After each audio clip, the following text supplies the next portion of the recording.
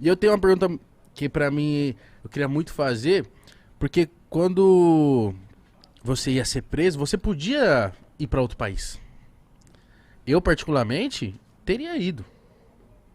Eu falei, caramba, ser preso, perder a sua liberdade é a coisa mais preciosa que a gente tem na vida. Por que você não escolheu sair pra outro O país? Porque te ofereceram, né? querido Igão, é uma coisa. Eu jamais. Eu vou contar uma pequena história para vocês saberem o que eu estou falando. Minha mãe teve 8 filhos. Ela criou esses filhos sozinha, praticamente. Não foram poucas as vezes em que a gente não tinha o que comer em casa. Eu morava no fundo de um bar.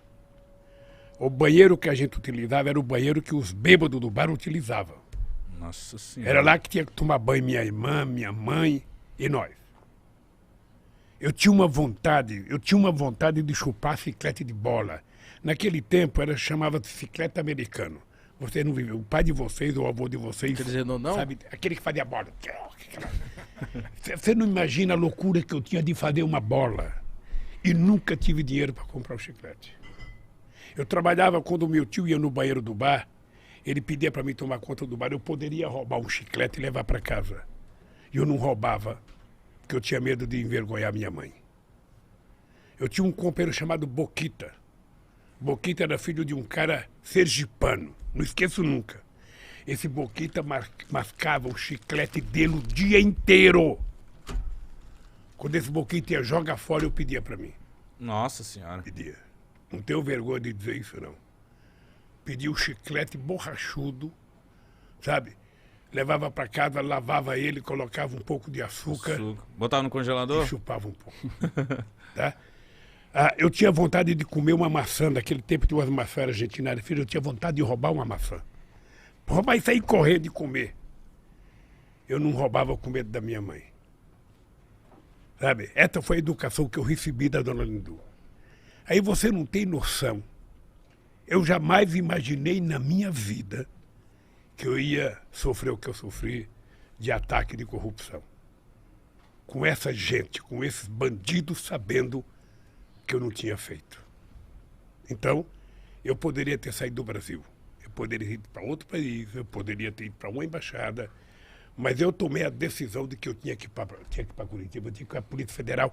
Eu precisava provar que o Moro era mentiroso. Eu precisava provar que a Força-Tarefa de Curitiba era uma quadrilha. E se eu fugisse, ia aparecer uma fotografia minha, ou fugitivo. E eu não tenho mais idade para isso, cara. Eu tenho um bisneta, eu tinha que honrar a dona Lindu. Então, graças a Deus, eu provei. Tô até hoje, perguntando para esse Moro, diga, tá, o que eu roubei? A sentença que ele deu para mim, sabe qual foi o crime que eu cometi? Qual? O crime é o fato indeterminado. Eu fui condenado por um fato indeterminado. Que esse sem vergonha não teve coragem de dizer. Ele poderia ter dito. Sabe? Então, é muito duro. É muito duro você estar na sua casa, junto com a sua família, e você vai à televisão ficar 20 minutos falando que você é ladrão. Falando que você roubou. Sem mostrar absolutamente nada. Sabe? Então, isso foi muito duro. Eu jamais imaginei passar isso na vida, jamais. Essa é uma marca profunda que eu vou levar na minha vida, sabe? E eu ainda vou pensar bem, mas em algum momento eu vou processar, porque nem que for um tataraneto meu, quinquaraneto, sextataraneto meu, um dia vai ganhar um processo contra essa sacanagem que fizeram comigo. Você ficou quanto tempo nesse processo? Eu fiquei preso 580 dias. Mas o processo foi 4 anos de denúncia, sabe? E aí eu sou agradecido àquele pessoal que fez a vigília para mim em Curitiba, aquelas pessoas que ficaram lá, embaixo de chuva, embaixo de sol, sabe? Eles cantavam todo dia de manhã para mim, gritavam bom dia, presidente, boa tarde, presidente, boa noite, presidente, durante 580 dias. Então é uma coisa que marcou a minha vida. Eu saí da cadeia um outro homem, tive a graça de Deus de sair, sabe, para casar com a Janja, sabe? Ela morava em Curitiba, ela mandava uma comidinha para mim toda noite, sabe? Ela te conquistou pela comida. É, É destino, né? Conquistou mano? pela barriga. não, ela não deixava eu mandar minha roupa para lavar fora, ela queria ela levar para casa para lavar. Aí quando eu saí, eu falei, não tem outro jeito, eu vou casar com a bichinha. Mas o que passava na sua cabeça lá dentro? O que você aprendeu? O que você... Você falou que você virou outro... Olha, O que passava ali dentro? Mitico, é engraçado porque o sofrimento, às vezes, ele te ensina a ficar maior, mais generoso.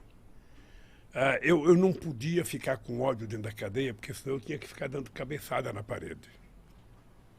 Então eu comecei a ler muito, sobretudo sobre a escravidão, para conhecer um pouco melhor o Brasil. Eu comecei a pensar na minha vida, o que tinha acontecido na minha vida, o que eu já tinha feito.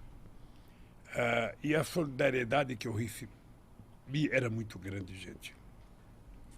Nunca tinha acontecido com um ser humano o que aconteceu comigo. Nunca. Sabe, a vigília foi uma coisa muito forte na minha vida. Muito forte. Então, eu saí generoso, eu saí pensando em casar com a Janja e sair da política, sabe? Vou viver minha vida. Mas não tem jeito, sabe? Durou quanto tempo esse pensamento? A política é como uma cachaçinha. Você... Falei, eu não quero, mas tomou a primeira, você vai em frente.